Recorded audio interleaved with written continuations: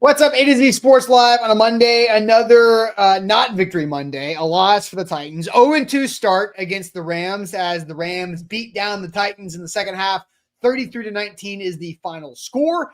Cam Ward does throw his first touchdown pass to fellow rookie Alec Iomanor, but that was about it. Not a lot of high spots in the second half after the Titans had a halftime lead, but we're here to continue to pick it apart and talk through it all as we did in a post-game show, JT.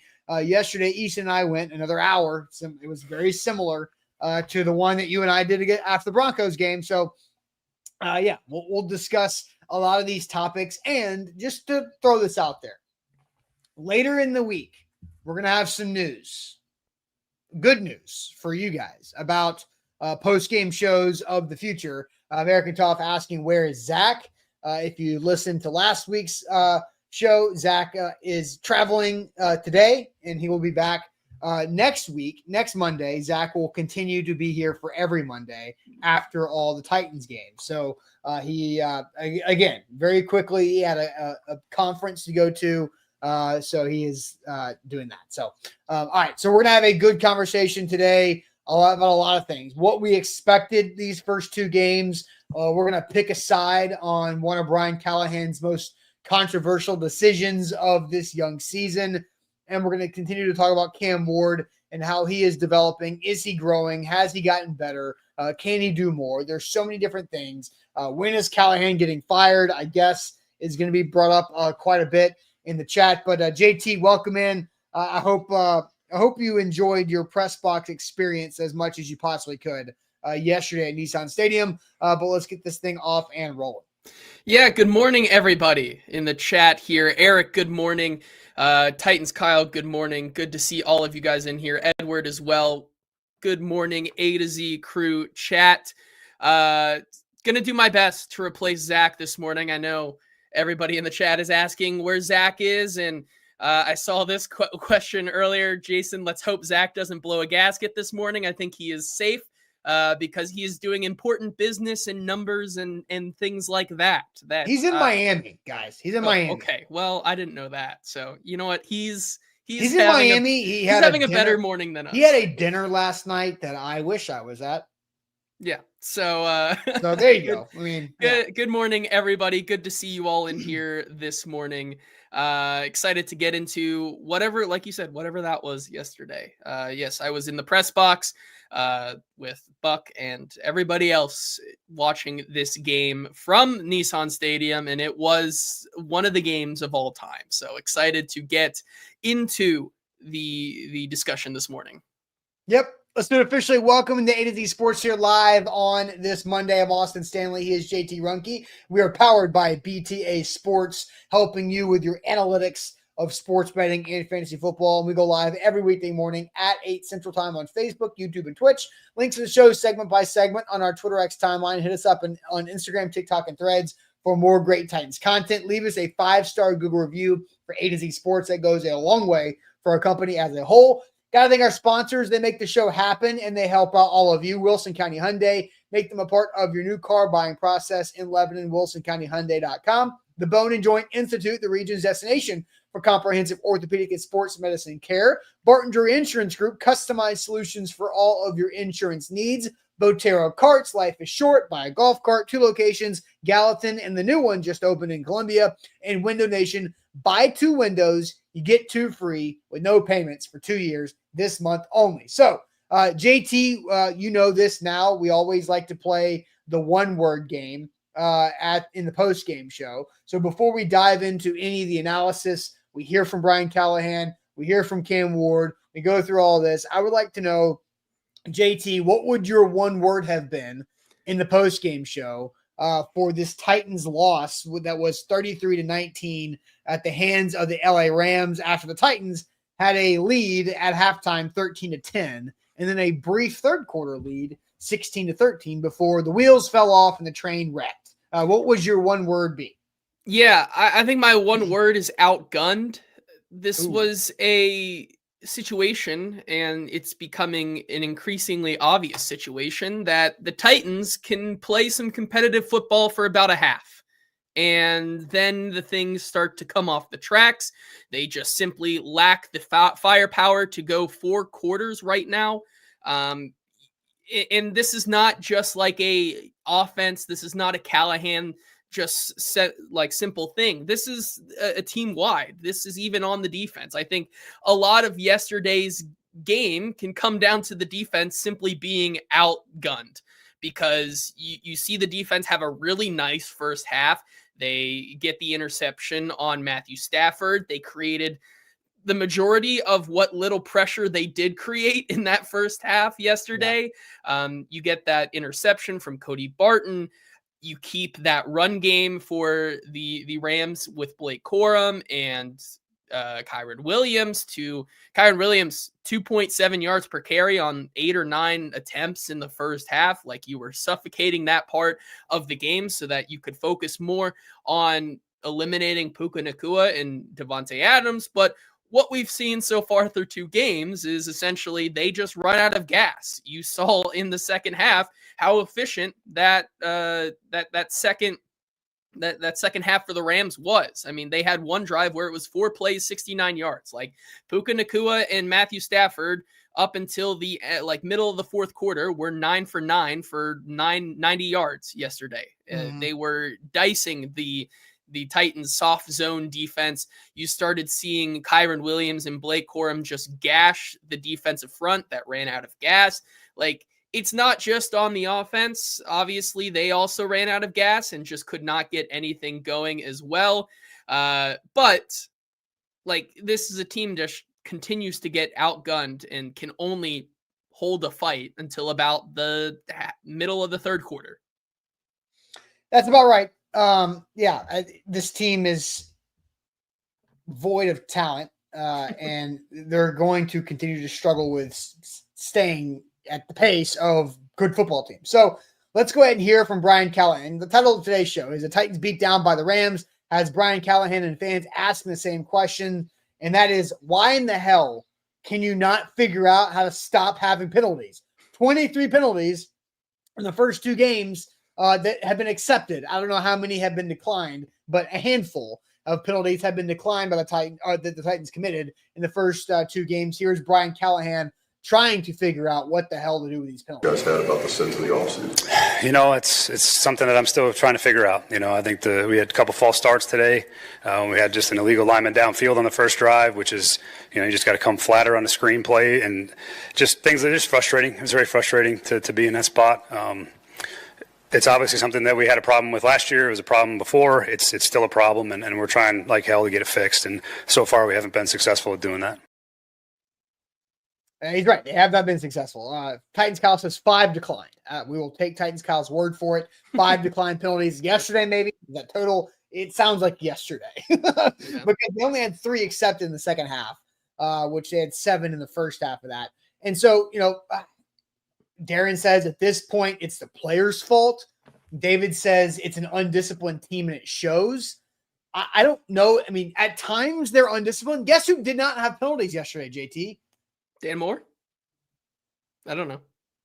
Well, I was going to say Jeffrey Simmons and Jarvis Brownlee. Oh, okay. But, yeah. I mean, there were like 3 logical. I guess Dan Moore did have a penalty. I think he had a hold, but he had a hold. Yeah, maybe. But it wasn't as bad. No, as his hold was actually.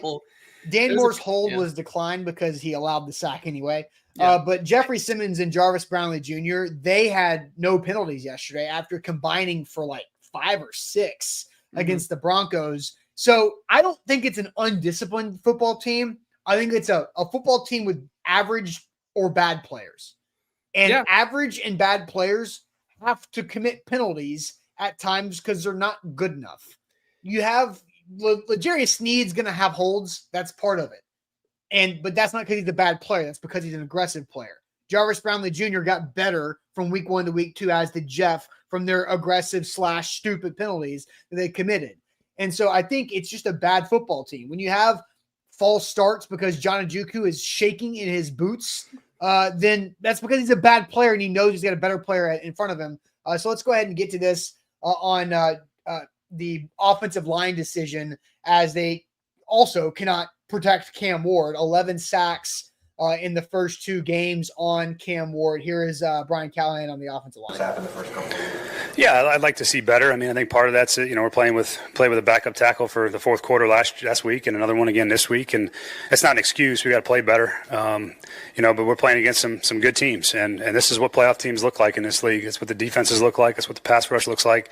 And if we want to be in that mix at some point, we got to be able to block those guys. Is there anything you could put led to the choice of Njoku today over Njoku? We just felt like, John is a steadier performer. He had better knowledge of what was being asked of him over the course of the week and decided to make that move. And again, I don't know that he was necessarily good enough at the moment either, so we'll reevaluate that again, but we'll see. Yeah, John Njoku is the most he's not good. He's not a good player. And so you also had Hance come in for Zeitler, who had an injury at some point in the fourth quarter too on the fumble play. It was Zeitler's last snap. And so they're playing with backups. Now, the entire right side of the offensive line was backups for the rest of that game, and so, yeah, Cam Ward gives up sacks. Cam Ward takes sacks, and the offensive line got beat fast quickly a lot throughout that game and through the first week. So here's the deal. I am asking myself so many questions Sunday night about this team and this fan base's reaction to this team. They're 0-2. They've played the Broncos and the Rams in the first 2 weeks. It's ugly. They have a first overall pick quarterback. They have a lot of young weapons and young foundation around them with a coaching staff that is still trying to prove itself. And they played against 2 Super Bowl winning coaches in Sean Payton and Sean McVay, and quarterbacks that are pretty good, and defenses that are also full of psychopaths that are really good at sacking the quarterback. So here's my question that I want to ask everybody today. What did you realistically expect in the Titans' first 2 games versus the Broncos and Rams? This is not meant to be condescending. I do not want that to be the case.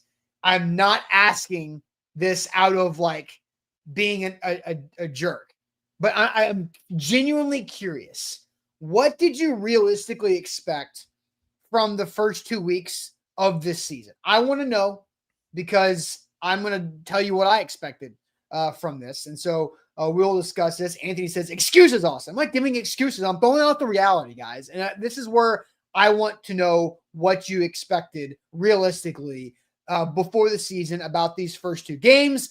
But first, let me tell you guys about the Barton Drury Insurance Group. I'll tell you what you can expect from them. Literally, help with your insurance policies. Insurance policies are very overwhelming. They're complicated. They use big words, and it's hard to understand them, right? So what you can do is go to a team that is full of experts like the Barton Drury Insurance Group and make sure that they can help you find a customized solution for any of your insurance needs. They've done that with Zach and I with running our business for the last couple of years. With our workers' comp policy, we had employee benefits for this year. We shopped around a long time to find the right partner for our employee benefits, and the Barton Drury Insurance Group in our own backyard right here in Middle Tennessee was the great fit for it. They are phenomenal. They make sure we stay on top of things. They take care of everything. It is such a hands-off process for Zach and I as the co-founders of this company to not have to worry about it. It's such a relief. And they've helped us out quite a bit. They will help you out too. Whatever your needs are, they've got you covered. And we're doing this throughout football season. If you call Barton Drury Insurance Group, their phone number is right there on the screen. Take a note of it, 615-806-1265. If you call them, tell them you heard them on A to Z Sports and say, hey, how can you help me save money with my insurance plan? You will be entered to win a Titans jersey of your choice via us at A to Z Sports. But you have to call. You have to call Barton Drury Insurance Group. Tell them you heard them on A to Z Sports, 615-806-1265, bartondrury.com. Also have to shout out our friends over at BTA Sports. BTA, better for betters. You can use the code A2Z, that's ATOZ, when you download the BTA Sports app to get the full season pass for $99 plus a 14-day free trial.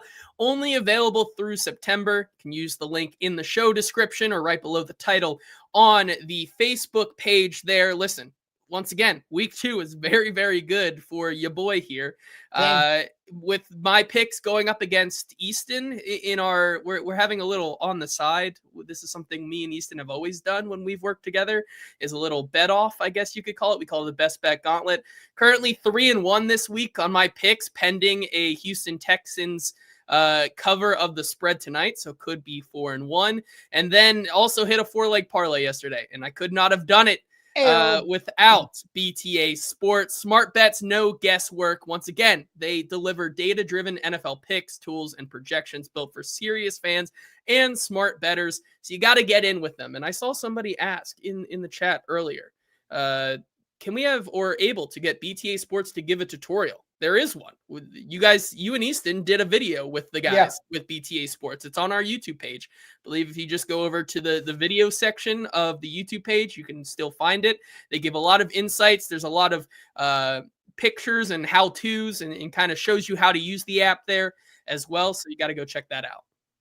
All right, so Easton, because I was looking at a text. I got a text from Easton. It's all right. Yeah, JT. Yeah, there's All well over 100 comments Yeah. since we started that. So I'll send you to the chat, JT. What are you seeing of what did you realistically expect from this Titans team in the first 2 weeks? So David starts us off with huge expectations, saying 1-1. Denver is not that great, using the brilliant thing with hindsight, saying because of what the Colts did. I'm sorry you expected Cam Ward his first game ever to go into Mile High Stadium and win that game. Darius says he expected them to be 0-2. Clayton says exactly how he thought it would go. Kevin as well says 0-2. First Class Kings says 0-2. American Toff says he expected Callahan to not make the same mistakes or worse than he did last year. Titans Kyle, most logical fans should have expected to be 0-2. He's just mad that they lost in a bad way week 1. Week 2 is more of what he expected. Eric says he expected them to lose. It's a rebuild. Mike Bell, this is a fair one, I think, says he expected not a collapsing offensive line. I think that is fair. Donald says he honestly expected what we saw. The penalties is what surprises him, though. I do want to go back to that just for a second, because once again, I said this on the post-game show last week, and I think it fell on angry and deaf ears. Kind of what Darren said. Like, at what point does Brian Callahan just kind of put his hands up because of how many resources they put into trying to fix this and coaching it out of them for them to just go and do it? Like, what else can you do? Yeah. And I understand, like, some of those penalties are gonna happen. L'Jarius Sneed, the Cedric Gray one, the blindside block, like, it's a penalty. I think there was a lot of people who in the press box agreed that should have been a penalty, but like, those things are going to happen and it's unfortunate, but like John Ojukwu, like that's going to happen. Like he's a backup swing tackle for a reason. You don't want to put him out there for long periods of time if you can help it. You don't want to put any of those guys out there. And that's honestly what we've come to know and expect from John Ojukwu.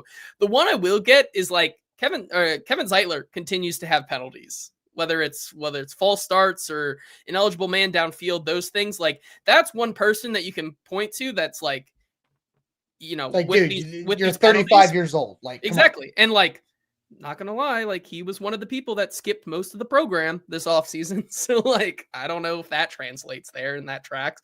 I mean, I think it was more of like I don't think he was skipping the program. I think it was more of a management situation. I guess that's fair on that one. Yeah. John McDaniels said he expected them to be 1-1. Nick says he expected to be 1-1, 0-2. Darren says blowout, if I'm honest, but less penalties and better play calls. Gonzo says he expected a chance to win. Well, I think you got what you expected. You had a chance to win something. Like you had the halftime lead in one game. You had a chance to tie the game at the end. I mean, like they've competed, but like, I mean, that's a lot. You've read a lot of comments, so I'll just read a couple. Troy says I had them at 2-1 the first 3 games. Troy, dude, what are you doing, man? Like, you need. This is where I'm frustrated because the Tennessee Titans organization has been preaching the entire time since Mike Borgonzi was hired and Chad Brinker was made the the president of football operations. Mike Borgonzi hired as a general manager underneath him, and Brian Callahan retained as the head coach. The entire organization, I'll throw in President Burke Nihill into this as well, has been preaching rebuild, process, 2 to 3 years, time, patience, rebuild, 2 to 3 years, the entire, for 8, now 9 months. And Troy is just not listening to any of it. And this is where I was talking to my wife last night about this. I was like, I don't know. This is going to be a long year. Why? Because there's a disconnect between what the fans want to hear and want to accept. It's not accepting mediocrity, because I guarantee somebody in the chat that I have not seen yet is like, oh, you're making excuses. You're accepting mediocrity. I'm like, no, it's understanding the phase of where this franchise is. And if you have Troy's expectation to go 2-1 in the first 3 games when you're playing against 2 Super Bowl champion coaches, a future Hall of Fame quarterback in Matthew Stafford, and you're on the road at Denver, and then you've got the Colts 1-2, sure, that's fine. But 2-1, you're setting yourself up to fail because you are not listening to the message that the franchise is telling you about what they are trying to do. There's a difference in players saying they want to win, they go try to win every game. Coaches say they go out there and try to win every game. But there's a difference of that and playing to win versus the zoomed out big picture, what the franchise's goal is. And that's where I don't understand how people are not listening or seeing or understanding what the point of this season is. I don't get it. And Corey's like, we've been rebuilding since 1989. That's also stupid. There's so many dumb takes. And maybe you're trying to make a joke. That's fine. But whatever. A big G. Okay, Austin, 0-17. Not that either. There's different layers to this. And people are just so quick to freak out and say dumb things instead of just be calm down and logical. Last year sucked. They were the worst team in football. There was a lot of mistakes made, and now they're trying to rebuild the foundation instead of throwing duct tape all over it like Rand Carthon tried to do before last season.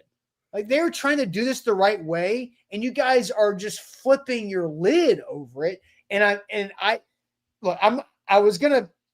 gonna save some. I'm gonna save it for later. But all right, JT, you can go ahead. Yeah, it's also, I think the expectation is that I think fans have also maybe gotten their expectations of what Cam Ward looks like right now a little bit, and we'll get into this in a second. I think some people think just because Cam Ward was the number 1 overall pick and he is showing these flashes, he's they're expecting to go out there and light the world on fire with some of this. This roster is still just not good.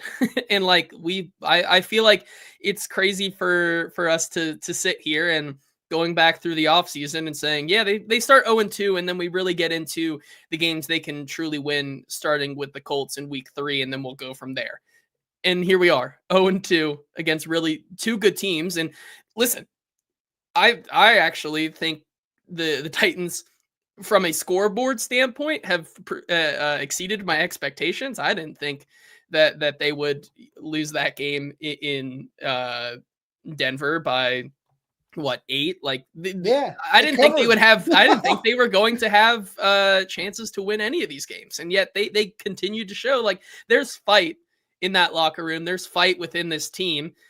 It's just they continue to run out of gas, and this is a team that, once again, they ran out of gas because of mistakes that you can't really control or things that you knew were going to happen. They ran out of gas because Cam Ward had his rookie mistakes at the worst times. Yes. And that's part of the gig. That's part of what's going to happen. I'll say it this way. The Titans played against 2 playoff teams in weeks 1 and week 2 with a brand new quarterback making his first ever starts in the league. And in both games, the Titans had the football in the fourth quarter down less than a touchdown or 1 score, right? a chance to go take the lead or tie in both games in the fourth quarter. That and then the wheels fall off. That happens. So I wanted to get in a couple more comments, and then we'll get to our opinions on what we expected realistically. Drayden says the Titans don't look any better.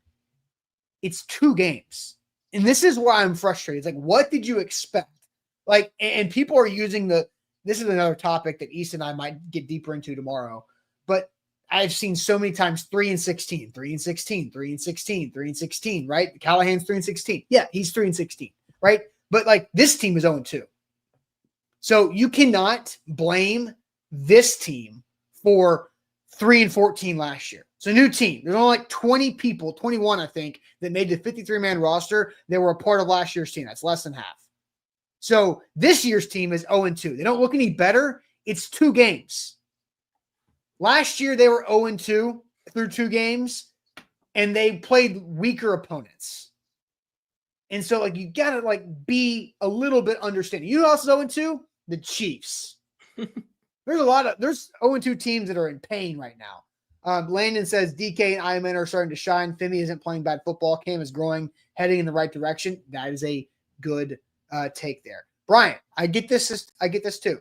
I 100% agree with what you're saying, but it's frustrating as fans. It is frustrating, but you just got to sit here and just be patient. Patrick, we're a rebuilding team that has started out with 2 of the best defenses in playoff teams. 0-2 is expected. After the bye week, we'll know what this team is. Be realistic. And then Bork says, I think there's a disconnect between what y'all think we are saying and what we are actually saying. We aren't expecting 2-0 world beaters. 0-2 was the expectation, but at least have a competent team.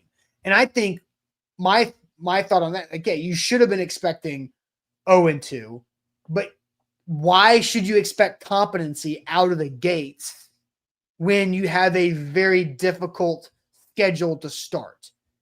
It's, the NFL did not do the Tennessee Titans and Cam Ward any favors by giving them Broncos Rams week 1, week 2.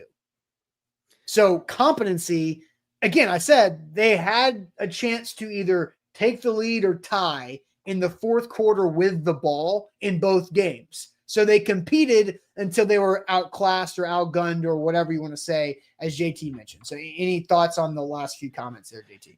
Yeah, I mean, I would probably say that this has looked like a competent team for at least 2 quarters or maybe a quarter and a half, like 2.5 quarters in this game. I think the second and third quarter of the Rams game was very good and good football by the Titans. I think the first half of the first game was competent football until the end of the half by the Titans. So like, I don't know. Like, I think there is things here that make them a competent team, but once again, things that just are out of their control at sometimes. Yes. If you're without JC Latham, you're not going to have a competent right tackle. If you currently with where Cam Ward is, he's not going to make every right decision. He's going to make a lot of bad decisions in terms of holding on to the football, or not a decision at all in terms of finding the open receiver. And we'll get to that here in a second. Mm-hmm. But like, I think that this is a team that is right where I thought they'd be. And I know that this was going to be the kind of discourse that we were going to be having, but this is a team where I think right now they're going to be, it's going to be interesting next week. Yeah. And I don't want to talk about next week yet, but it's going to be a good litmus test for going forward. And again, I don't want to talk about next week yet either, but the Colts, are the Colts real? Is the Colts 2-0 start exactly legit? The Dolphins suck. They had some interesting, they kicked 5 field goals last week to beat the Broncos or yesterday to beat the Broncos. So there's a lot to talk about as that, and they haven't punted yet, which is crazy. And through 2 games, the Colts haven't. So, all right, I want to get to a couple super chats, and then we'll continue this. What did you realistically expect in the Titans' first 2 games of the season? But first, let me tell you guys about our friends at Window Nation. I'm going to do the fun one because we need some more fun. Yes. WindowNation.com is where to go. I did this. I went to WindowNation.com, and this upcoming Friday, Window Nation's coming to my house to give me that free estimate on what my new windows can look like. Because Window Nation has their best deal of the entire year going on right now. And after today, it's halfway through. That is, buy 2 windows, get 2 windows free, make no payments for 2 years. No monthly payment, no down payment, no interest until 2027. But again, you have to take advantage of this deal this month. It ends September 30th. Go to windownation.com. It's so easy. It takes like the least amount of information. It's like your name, your email, your phone number, your address, because it's your windows. And it's like, okay, they'll call you and they'll say, hey, we have an opportunity to come out to this time or that time. What fits your schedule? It's a 1-hour deal, so it's not going to take all day. I'm really excited about how this process has gone so far, and I'm looking forward to Friday afternoon when they come check out our windows. The buy 2, get 2 free sounds great. You get 2 years of flexibility on how to pay. You don't have to pay a dime until the Titans are playing in that new stadium. So that's pretty crazy, but only at windownation.com. That's windownation.com. Yeah, continuing our September of deals here at A to Z. Got to shout out BTA Sports once again, where insight meets instinct. Use code ATOZ when you download the BTA Sports app to get the full season pass for $99 plus a 14-day free trial.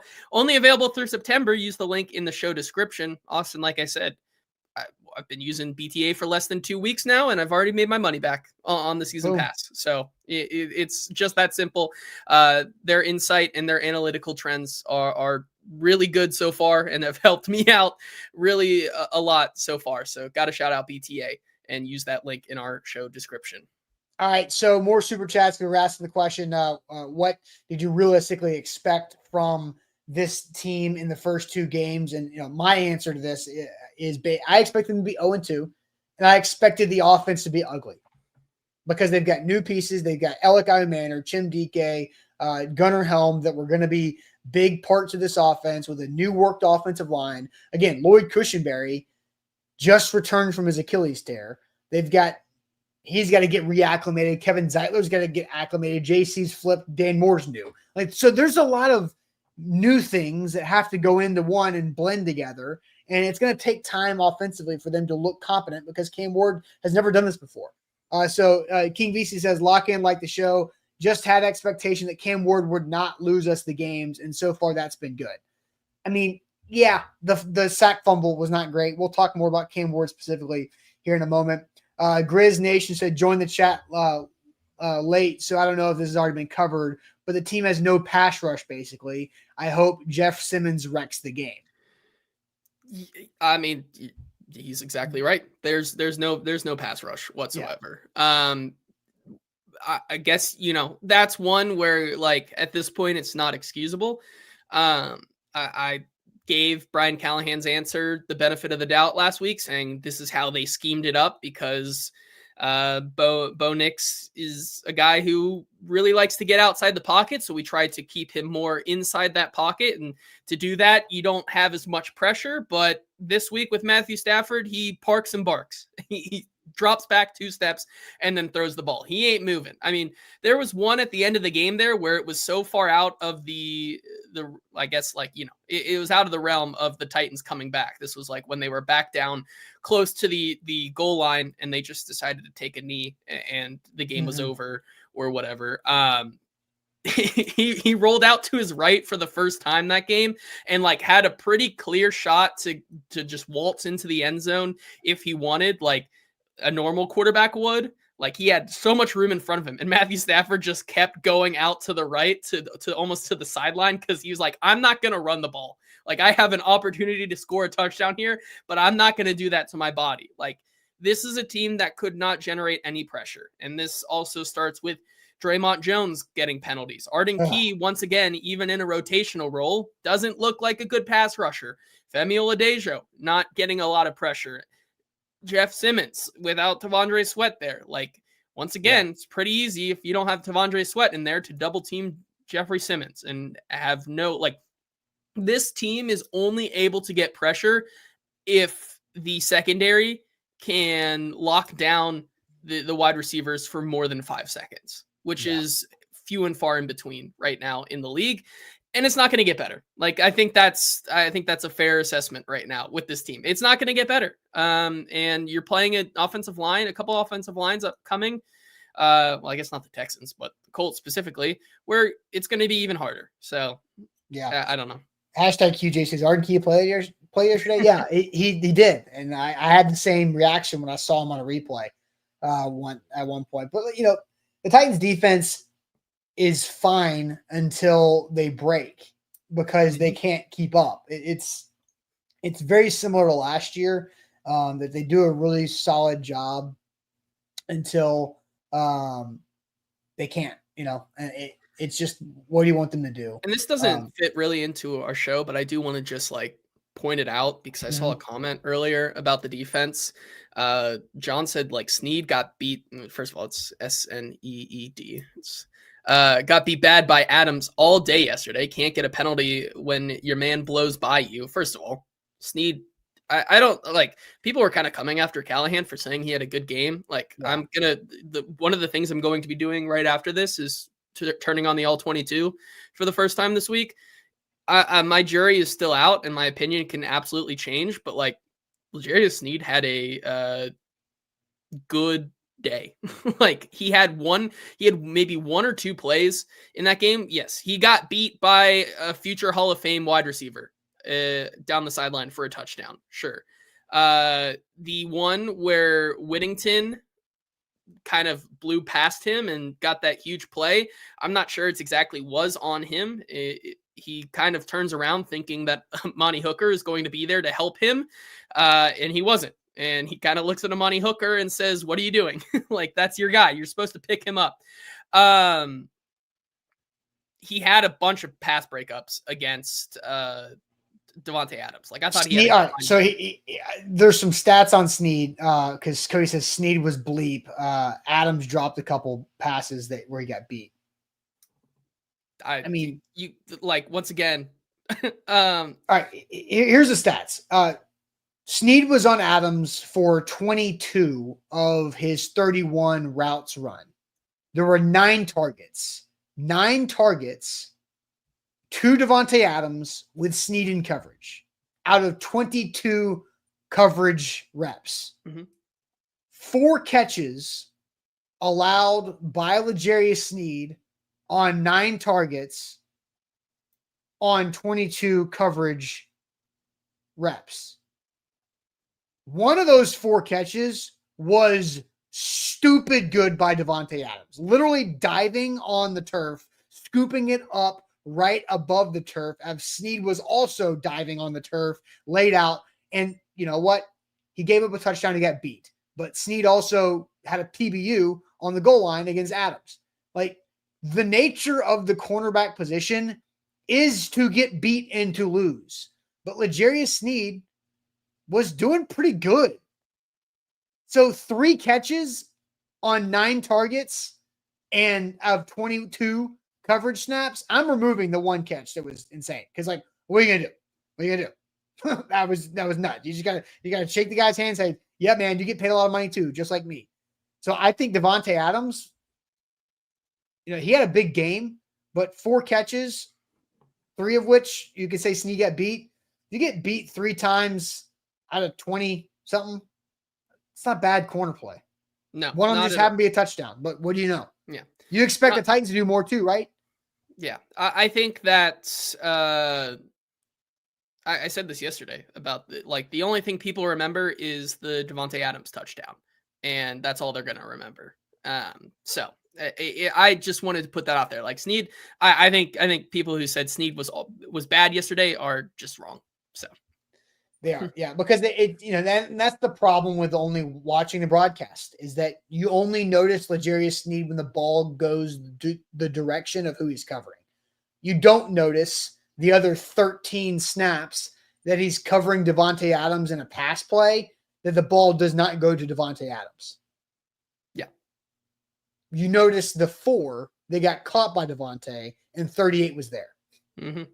Not the 13 that didn't, or the 5 that went to Devontae and didn't get completed. Just the 4 that did get caught. So again, that's just the nature of corner positions and corner play that people just don't. It's a TV copy thing, right? I think that's the hard thing on that. Yep. Okay. And like I said, yeah, you got to watch the all 22, see it again. So. Well, and not everybody has access or the time or the interest to do that, but that's just kind of how Sicko. Yeah, right yeah. here. Sicko JT is going to be doing that all damn day. All right, so let's go ahead and get to our next conversation because Brian Callahan once again made a decision that is now in controversy from that game. We're going to ask you guys this question. We're going to put up a poll as well. I'm putting it in the chat right there, JT. The question is, which side are you on? You want to guarantee the field goal before halftime, or do you want to take shots at the end zone and risk not getting any points before halftime? That's what we're going to get into. We'll hear from both Brian Callahan and Cam Ward about this controversy here on what happened with the coach, quote, coaching scared, as somebody said in the chat today and even yesterday too. So we'll get into that. But first, JT, tell the people what they got to do when they go to Botero Carts. Yeah, got to go to Botero Carts because like it says right below there, life is short. You got to buy a golf cart. 0% financing for 36 months, cart starting at just $6,700. They make it so easy for you. Once again, open 7 days a week, full service sales and rental dealer. They're locally owned and operated. No dealer fee, no credit card fees. Once again, what you see is what you pay for. Indoor stored carts so that they're in perfect condition for you. And they also provide a no credit needed option. 2 locations to serve you in Columbia, the new location, and Gallatin, Tennessee. Once again, this weekend was at a vineyard watching the Tennessee-Georgia game. And the vineyard, I think it's like Arlington Vineyards or Arrington. Arrington. Okay. And they got some massive hills over there. But yes, they do. What they had was a bunch of golf carts that were able to chauffeur you around. And I was like, that's why golf carts are necessary in life. So once again, life is short, buy a golf cart. Got to go over to Botero Carts to get your golf cart needs fixed. Also, a BTA, I won yesterday. I parlayed Calvin Ridley 50 or more yards with Alec Manor 50 or 25 or more yards. That was plus 135. And BTA Sports told me there was a 47% chance that would hit. It did hit. I won money. I won other money because the Rams covered minus 6.5. I took that alternate spread because the spread was minus 5.5. But BTA Sports told me the Rams might win by 10 or 11. So BTA Sports helps you win money. Both of us are proof of that yesterday and even week 1. Make sure you check them out. Download the app. Get the code with the app ATOZ, and you get a 14-day free trial with a $99 season pass with BTA Sports. Okay, JT, I'm going to put up a poll here in a second, but I'll send you to the chat. What side are you on? Guarantee the field goal before half or take a shot at the end zone, risking the points? That is the coaching controversy of the day as the Titans decided to run the ball 3 times after Cody Barton gets an interception directly after Cam Ward's touchdown to Io Manor. Run the ball 3 times, kick a field goal, and go up 13-10 without taking a single shot in the air for a touchdown with a couple timeouts left. Yeah, I saw somebody in the comments here say, "What kind of question is this?" And I tend to agree with them. Like, you just scored a touchdown, and then on the next drive, with less than, I think it was like, I don't know the exact time that was left, but I think it was less than a minute. There was less than a minute left, or maybe there was 2 minutes left. It was below the 2 minute. It was like 30 something second, 39 seconds. Was it? Okay. Yeah. You take the points, like Brian Callahan says, and I think we're going to play the clip here. It's a 10-point swing, and you go into the halftime with the lead. That is momentum that you need if you're a team like the Titans, who is a more than a 5-point underdog, to build momentum in your home stadium, to get the crowd going once again on your side after a Cam Ward touchdown. Like, I think you take the points every single day. Let's see. Jake Hughes says you take the points. JR says you got to take the shots there. Burning Devil says field goal. Titans Kyle says take the damn field goal. Daniel says guarantee the field goal. Absolutely. He made the right decision. Mike says field goal. Darius says take the points. Kevin says take the shots there. D. Christopher says you have to take at least one shot, then run it once, but we got points. Listen, Brian Callahan tried to take one shot last week against the Denver Broncos and try to get points, and you guys were mad at him there. Corey says, take shots. We expect to lose anyways, right? Sure. He took shots from his own end zone in Denver. So always take the points, take shots to be aggressive. Do I have to repeat myself once again there?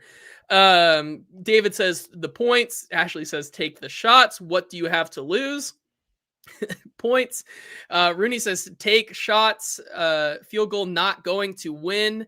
There's a lot of there's mixed opinions here, but for the last time, people are saying that you take the shots to be aggressive.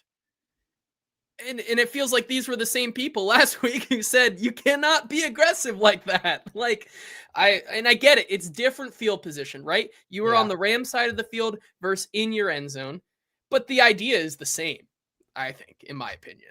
Like, be conservative to be up by a field goal lead again in Denver going into half, or be up by a field goal lead at home against the Rams. Like, I think it's the same type of situation there. Like, I don't know. And I want to say in both spots, your opponent got the ball to start the third quarter. Yes. I think it goes into the play here. So it was smart. Because think about this. Like, the defense got to stop. Right now, the Rams went down and kicked a field goal to tie it 13-13. What if you were down now? What if you took a shot and you got sacked? Because what happened in Denver, you got sacked after the sudden change. Again, this is learning from week 1 to week 2. But once again, the disconnect between the fan base and what the franchise is doing is so maddening. Because last week, the muff punt, sudden change, offense back on the field, go get it. They're giving it to you. And you get sacked twice, now you're punting. Right? You get nothing out of it. This time, you get sudden change. You just scored a touchdown. You got hype. What can you do? Not take a sack. I'm not even comparing the end of the first half. I'm comparing the sudden change thing of the turnover. Don't take a sack. You're already taking sacks in this game. John Ojukwu is bad. You've seen it already. Just make sure you go into halftime with a 3-point lead. And MB says, then that's a learning experience by Cam. There are plenty of learning experiences. So it's also a learning experience for the head coach. Don't get sacked. You go take the field goal. You get the points, and then you're up at halftime. You've got momentum. You just put together 10 points in the last 2 minutes or less of the half. That's a great way to steal momentum in a game where you were the underdog. And here's the thing. Nick says, oh no, if we got sacked. If you get sacked on first down, then you play conservative. Titans would still be in field goal range. Listen, the Titans tried that last week once again with Denver on the what was it, the muff punt, and Cam Ward gets sacked twice, and they're out of field goal range. Like, the situation, absolutely, I think there's no reason for me to believe that they should have been aggressive there. I think it was the correct play call. I think it's just here's the situation. They got the ball with 27 seconds left. On first down, they threw left the Iomanner. It was a pass interference. So they went down to the 32-yard line. So you're in the 32-yard line with 23 seconds left, 1st and 10. You cannot take a sack, right? The 32. If you go backwards, you're flirting with a long field goal that could be missed. Joey Sly's been great so far. Knock on wood, because it's bound to happen. He's an 80% career field goal kicker. It's not going to last forever. So I think you had to work to get to field goal range because you got the ball at the 46-yard line. You got into field goal range. Don't lose it. Don't lose it. So I think everybody's forgetting the pass play to draw the DPI to get to field goal range. Now don't lose it. With 23 seconds, I think it was smart. There's also, everyone wants to give Cam shots. Like, at this point, I don't know if Cam Ward is even willing himself to take shots. Like, people can say what they want, and we'll get into the Cam Ward conversation. There were plays yesterday where Brian Callahan had his wide receivers schemed wide open for deep explosive plays, and Cam Ward just simply would not get rid of the ball. And we'll get to that in a second. So like, once again, even if you are taking shots, I'm not sure that Cam Ward is going to even take them currently in his development. I think he's still seeing the field not as well as he needs to. It's not as quick as he needs to. And I think that is also another part of the conversation, right? Like, even if you do let him take a shot, there's no guarantee he's actually going to take it. And that is where you get into the conversation of him getting sacked, and then you get no points. Yeah. Devin says Cam didn't see a lot of open receivers. And like, we're about to get into more Cam stuff here in a little bit, so I don't want to just spoil my opinions and jump the gun on these things. But I do want to update the poll. So they asked the poll on YouTube, which side are you on? Guarantee the field goal before half or take a shot at the end zone risk? 56% say take a shot at the end zone. 44% say safe field goal points. I think with where you are right now, I get somebody was like, the Rams don't coach scared. That's because Sean McVay has a Hall of Fame quarterback, Puka Nacua, Devontae Adams, a competent offensive line. And Matthew Stafford. And like Tyler Higbee's pretty good too at tight end. So like they were a drive away from beating the Eagles in Philadelphia in the snow in the NFC divisional game last year. The Rams and the Titans are not comparable with how they have to coach certain situations. Like you can't use that. They're different teams. This is also, Justin says, that throw across his body in the field for the touchdown is a shot. No, it's not. That is a broken play that did not work. And Cam Ward does what he is known to do, and why he was the number 1 overall pick is make plays out of thin air. That is not a shot. That is a backyard football, Cam making a great play. But that's also like them, and Easton's going to have an article about the scramble drill that Cam Ward likes coming out, but they know what's going on there. Like, think about the 3 biggest plays that Cam Ward has made so far in these first 2 games are all scrambles. Yes. All of them. He's not played well in the pocket. Yeah. For sure.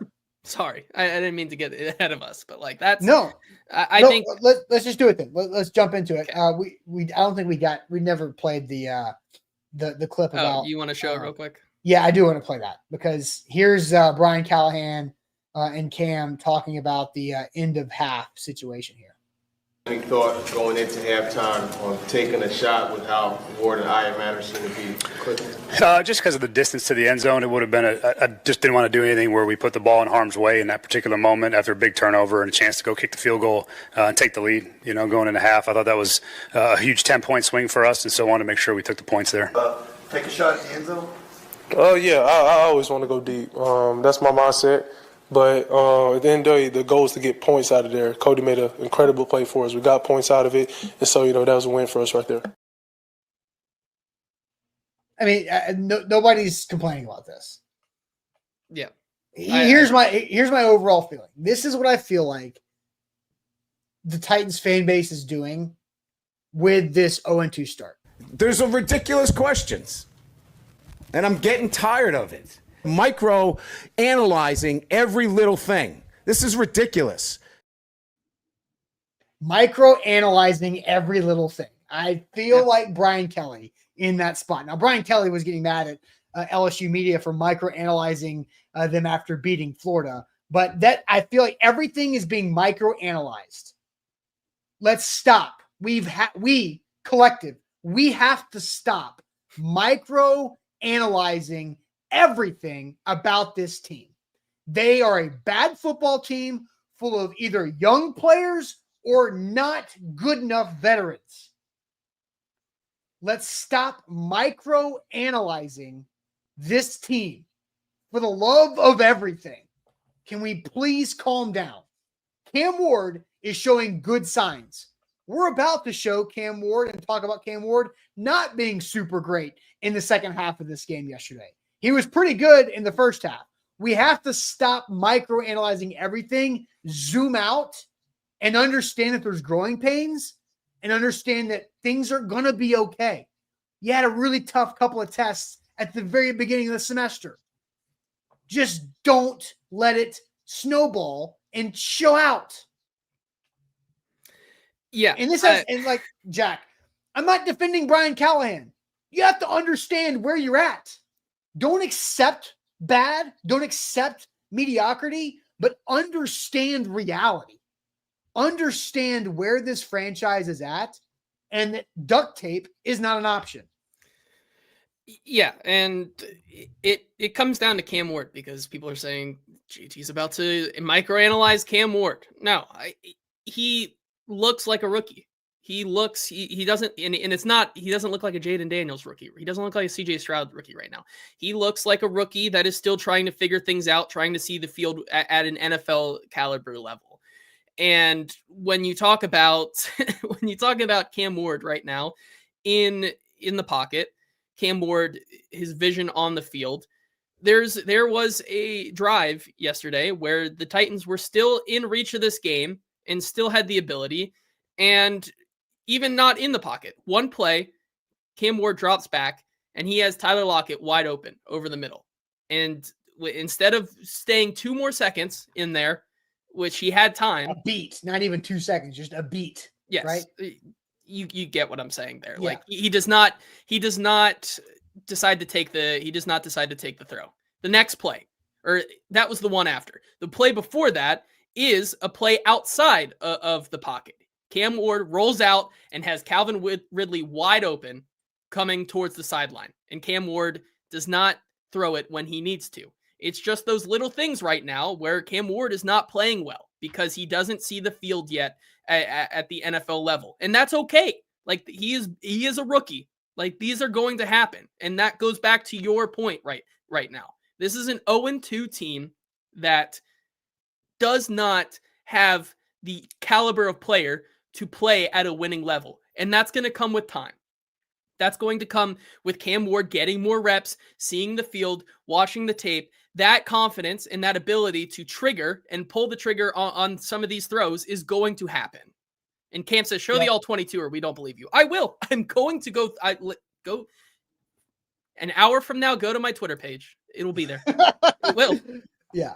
Richie G and Nick Levis did play better under Vrabel. Nick says Levis under Vrabel would have grown quickly to an offensive threat.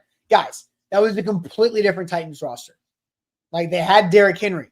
They had better football players. The defense had not fallen apart yet, or like they have young guys. I'm not trying to, and somebody said I'm sick of Brian Callahan's excuses. Brian Callahan's not making excuses. He's actually telling you that he's struggling with this too. Like it's like I feel like everybody is just so too tight on this. We gotta chill out. We gotta chill out as a whole. It's too much. Not everything is Brian Callahan's fault. Cam Ward looks like he can do this. He needs time to learn how to do it. Absolutely. Like, and that's, I know you guys were grading Cam Ward yesterday, and we'll get into Cam here. Like this, once again, like I think you guys said C-. I'm in the C- D+ range because there were opportunities for Cam to have more explosive plays, but he did not pull the trigger on any of those because once again, he's a rookie seeing the NFL field for the second time against yet another really good NFL defense. And it's going to happen.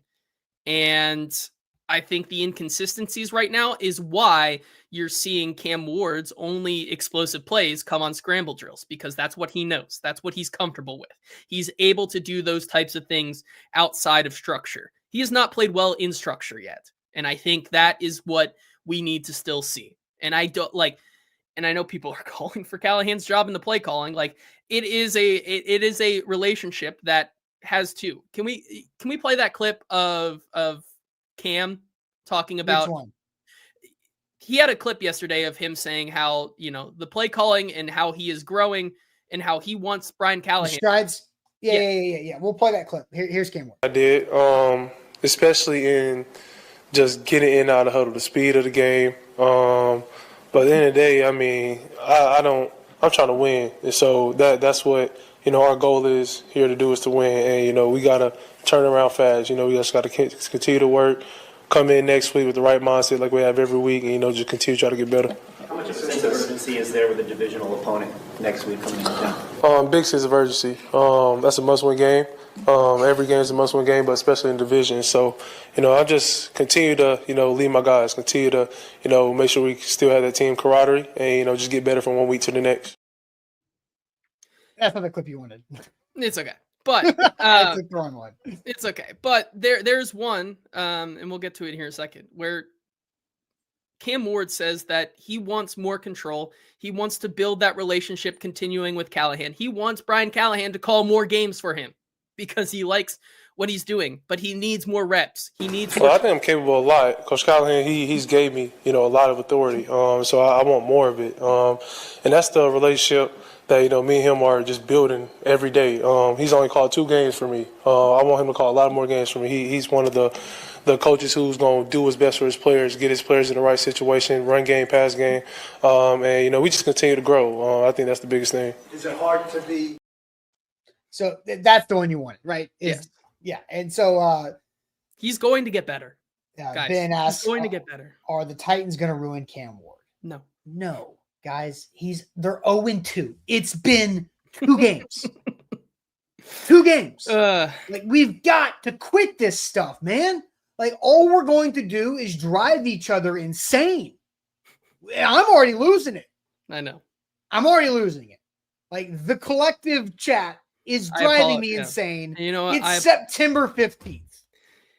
And people are, I think we're already getting to the point where people are saying Cam Ward is not the issue. Cam Ward is not. He's already ruined. My God. All right. Apple Pie brings up a comment that I was going to get to. I'll bring up Apple Pie's comment and compare it to Will Levis last year. But first, JT, tell everybody about the Bone and Joint Institute. Yeah, the Bone and Joint Institute, the region's destination for comprehensive orthopedics and sports medicine. Whenever you get hurt in life, you have to know who to trust. The Bone and Joint Institute is located in Franklin with over a dozen specialists who can help you get through any type of injury. They have a state-of-the-art rehab facility on campus to help you recover. The Bone and Joint Institute can do everything under one roof for your convenience on that campus, whether it's clinic, testing, imaging, surgery, and rehab. They have it all for you whenever you get hurt in life. Don't fumble your recovery. To schedule an appointment, go to boneandjointtn.org. PTA Sports, Darren, I think it is, saying, I got to find the comedy of it. What I am doing is I am winning money based on the Titans being bad right now. And BTA Sports helped me identify where to win money, where to put my money. With BTA Sports, be a better sports bettor, be a better fantasy football player with downloading the BTA Sports app using the link in the descriptions on Facebook and YouTube right now. Use the code ATOZ. You get a 14-day free trial for a $99 season pass, only good through the month of September with BTA Sports. All right, to Apple Pie's comment here. He says just 11 sacks through 2 games. You know what? I think I would rather have 11 sacks and 2 turnovers for Cam Ward against the Broncos and Rams than 7 sacks and 6 turnovers against the Bears and the Jets from Will Levis. How about that? 6 turnovers is where Will Levis was at this point. I would trade 4 more sacks for 4 less turnovers. Absolutely. 100% of the time. Yeah. And Cam's first turnover against the Broncos, I don't even really count that. The game was over. It was just a desperation situation, whatever. So if you just want to say it's 1 turnover for Cam Ward compared to 6, that's what I'm talking about. That's growth. That's Cam Ward. Cam Ward is not the problem. He is also not quite there yet. Brian Callahan has made some questionable decisions, but not everything is his fault. Some things might be, but not everything. Mm-hmm. That's the micro-analyzing aspect of this, because everything that goes wrong, I saw somebody on Twitter saying Brian Callahan should play more Madden so he understands this. That's so dumb. So dumb.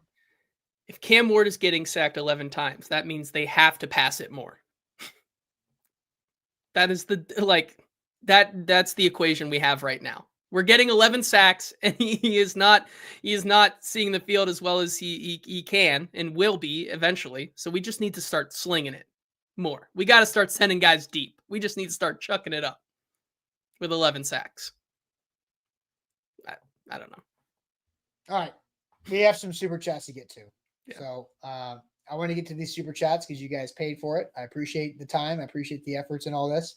But real quick, Wilson County Hyundai, that's where you should go. Make them a part of your new car buying process. See them in Lebanon, online, wilsoncountyhyundai.com. They will do a fantastic job of getting you into a vehicle that you're looking for your fit, your family, your situation, whatever that is, your financial situation as well. wilsoncountyhyundai.com. They also take your trade-in too. So check them out in Lebanon with Wilson County Hyundai.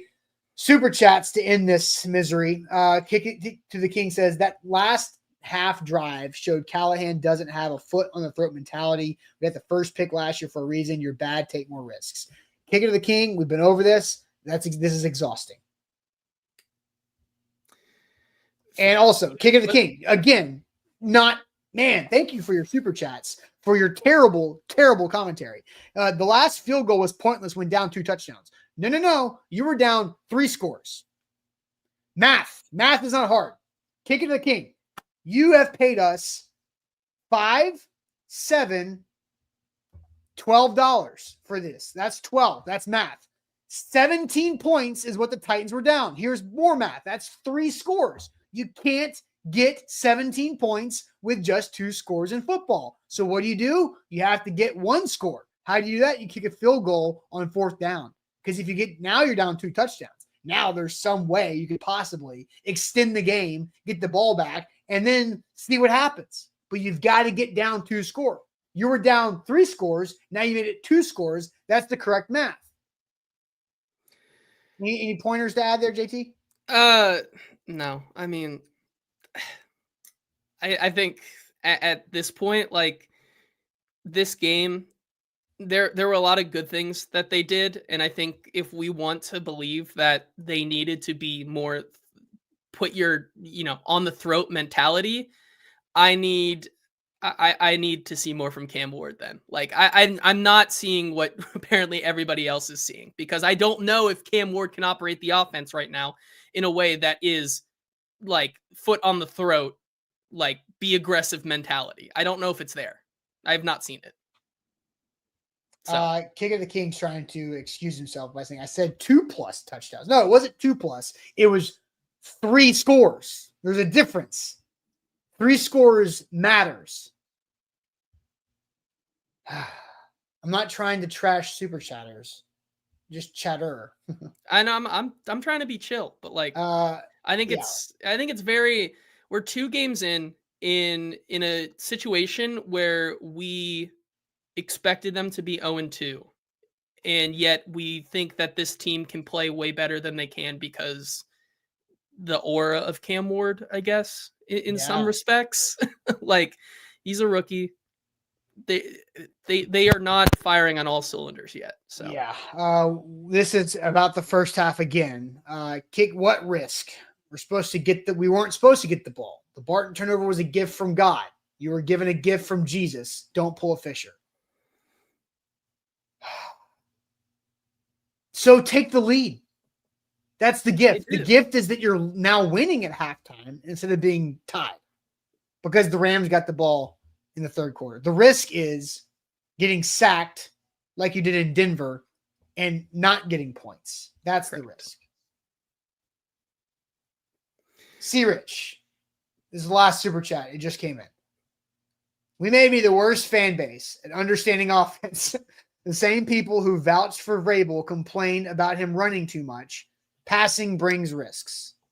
Thank you, C. Rich. This is a good comment. I saw someone say that Todd Downing could call better plays than Brian Callahan right now. No. Todd Downing had a roster that was a playoff roster. Vanessa also said this earlier in the show. I just saved it. I think this is mostly joking, but need to just stop running. Throw every play if we're doing whatever. No, that gets somebody killed, Cam Ward. But C. Rich, thank you for some sanity. I think we should end on that. Sounds good to me. All right, JT's off to study the All-22. Yeah. Make sure you guys hit the like button. I'll come back while I get stones thrown at me here for the next hour and a half or so. So. All right, guys, hit the like button. I'm exhausted. It's just Monday morning. Buckle up. Here we go. Like the show. It's going to be an interesting week. I have a topic, a negative topic about Brian. I'm going to, you know what? I'm going to remove the end screen for a second. I am going to have a negative topic about Brian Callahan maybe tomorrow or Wednesday or Friday. I don't know. But I'm going to do it this week so you guys can quit complaining about me making it excuses for Brian Callahan. 15 more weeks to go, baby. That's right. All right, guys. Hit that like button. Subscribe to the channel. Google reviews. All of it. Thanks, guys. See you later.